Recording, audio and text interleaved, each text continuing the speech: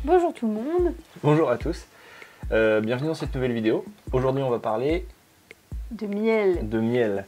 Effectivement, alors on aime beaucoup les parcs, hein. On a déjà fait les bières de parc, il n'y en a pas beaucoup qui faisaient des bières de parc. Aujourd'hui on a pu acheter pas mal de sortes de miel, sur 4 parcs, en particulier. Il y a qui? Il y a Nigloland, oui. Il y a Plopsaland, le parc des abeilles. Le parc des abeilles, oui. À savoir que à l'histoire de Plopsaland, avant c'était Mélie Park, qui est un... Oui. Voilà, qui est une entreprise qui fait du miel. Hein. Il y a le miel de Mickey, enfin de Winnie plutôt, le de miel, Disneyland. Ouais. Disneyland Paris, ouais. Et le miel des ruches du Pal. On vous donnera toutes les stats après. Pour être tout à fait honnête, nous on a déjà commencé à manger du miel d'été de Nigloland. Il reste vraiment rien hein, dans le pot. Vous pouvez voir qu'il reste vraiment pas grand chose. Par contre, tous les autres miels, ce sera une grosse découverte. Et comme à chaque fois, on vous dira lequel on préfère et lequel on n'a pas forcément plus d'affinité avec. À savoir que c'est tous plus ou moins du miel régional, en dehors du miel de Plopsaland, de Mélie. Qui est du miel belge du coup. Qui est du miel belge, effectivement, ouais, qui vient des entreprises de Mélie. On revient tout de suite, le pain est en train de cuire et on commence tout de suite après avec un miel. Les petits pains sont cuits, on va prendre du beurre oméga 3 et pour se rincer la bouche, un peu de lait. Un peu de lait. On commence par quoi? Celui que tu veux, on commence par celui que tu veux. Plopsaland, je veux dire. Plopsaland? Oui. C'est un petit abeille porte le nom de Maya.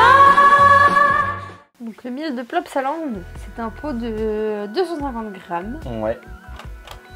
Que nous avons acquis au prix de 9 €. Ce qui équivaut à environ 36 € le kilo.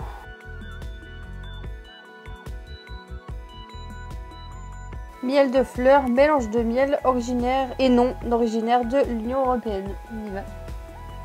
Santé.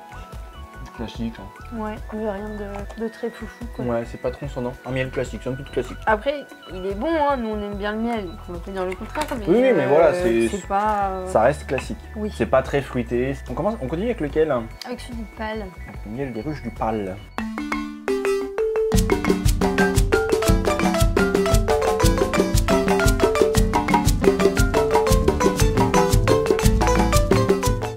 C'est aussi un pot de 250 grammes.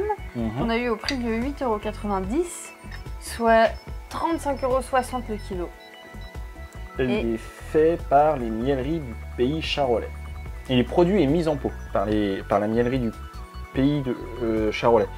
Mais apparemment, ouais, les ruches sont opales, à savoir où elles se trouvent. Du coup, ça c'est un miel plus crémeux, mais ils font aussi un miel liquide. Effectivement, oui. On a choisi le miel crémeux étant donné que nos autres miels étaient aussi des miels crémeux en fait. Santé. Santé. Le miel du Pal est vachement doux, c'est super bon. Pas trop prononcé, une bonne petite texture. Moi j'aime beaucoup la texture. Un peu légèrement granuleux, un peu presque. Oui, mais je pense que c'est le fait qu'on l'ait depuis un petit peu de temps aussi. Il est pas trop prononcé, mais en même temps, ça reste super bon au goût. J'aime beaucoup. J'aime bien, ça change. Moi qui ai l'habitude de manger des miels plutôt liquides. Hop, on continue avec lequel? Nigloland. Nigloland.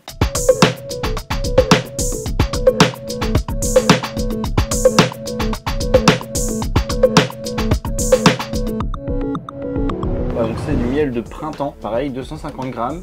Prix de 9 €, 36 € le kilo. Pur miel, apiculture respectueuse des abeilles. Pur miel naturel, sans ajout non chauffé. C'est récolté et mis en pot dans l'aube par les apiculteurs d'Amour et d'Abeilles. Et il y a un label miel de France. Oui, comme produit en France, comme les miels du Pal.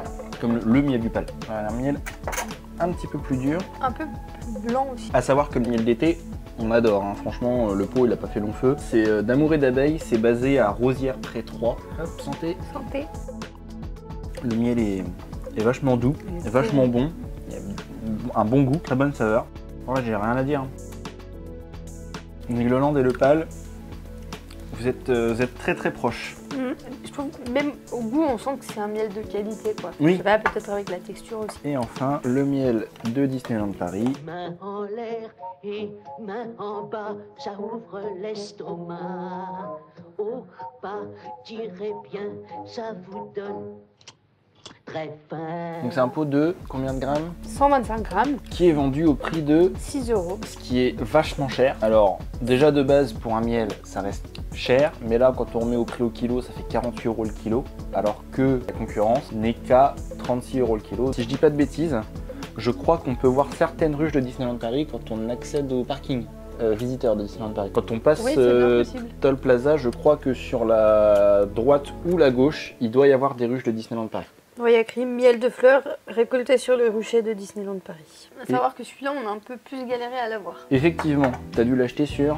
J'ai dû l'acheter sur Vinted. C'était Vinted. Sur Facebook. Ouais. Mais la transaction s'est faite sur Vinted. Parce que le jour où on est allé au parc, malheureusement, bah, il n'y en avait plus. C'est quelque chose qui part très vite à Disneyland Paris, ce que je peux tout à fait comprendre. Hein. J'ai demandé sur un groupe Disney où je suis si par hasard quelqu'un en avait et j'ai eu de la chance, ça a été le cas. En tout cas, il a une belle couleur, il est bien doré. Et santé. Santé. Il a plus de goût celui-là. Il est plus fruité. Il est bon. Il est trop bon. Il est bon. Alors, je sais pas c'est quelle fleur. Il est quand même sacrément bon. Alors là, je suis sur le cul. Il a beaucoup de goût. Je m'attendais pas à ce qu'il soit aussi bon en fait. Il est plus fort en goût que les autres, je trouve. Ouais. Il est aussi crémeux que le Ah, miel bon, du ça. Pal. Mais ouais, le miel de Disneyland Paris, franchement, très bonne surprise. Je suis très surpris. Du coup, en premier, tu mettrais qui? Disney. Disney. Ouais. Donc le miel de Disneyland Paris. En deuxième, ça va se jouer entre Nigloland et Plopsaland. Non, entre Nigloland et le Pal. Le pal. Très bon miel, vachement doux, une bonne couleur, une belle texture. Il est bien coulant. Je suppose du coup qu'en troisième, c'est Nigloland. Ouais. Voilà, le miel de Nigloland.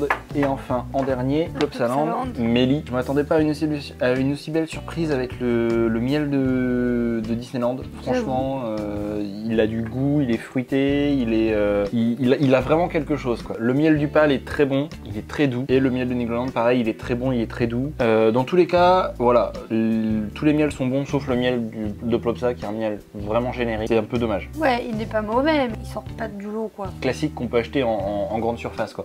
Alors que à comparaison, le miel de Disneyland a vraiment un goût fruité. On sent vraiment les fleurs en fait. Quand il mente pas, hein, c'est un miel de fleurs. C'est vraiment fruité. C'est bon pour moi. Quelque chose à rajouter? Abonnez-vous. Abonnez-vous, likez la Mettez vidéo. des likes. Partagez la vidéo, partagez la chaîne. Ça nous ferait énormément plaisir. Et puis bah, nous on se retrouve pour une prochaine vidéo. En attendant, vous pouvez nous retrouver sur nos Instagram. Franchement n'hésitez pas. Voilà. Kiffez bien. Kiffez bien.